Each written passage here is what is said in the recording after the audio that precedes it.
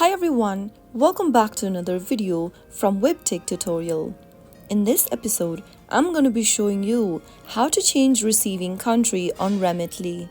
So without wasting much of our time, let's dive into the video. Launch open Remitly application from your app drawer.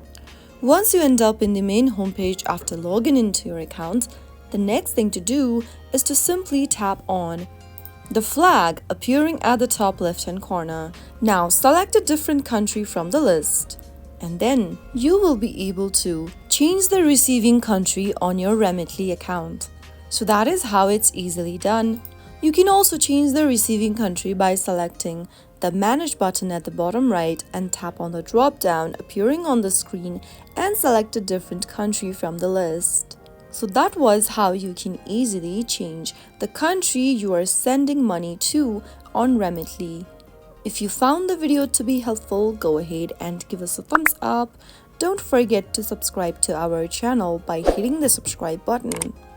Also press on the notification bell so that you'll never miss another upcoming upload from us. I will be back again in the next episode. Thanks for watching.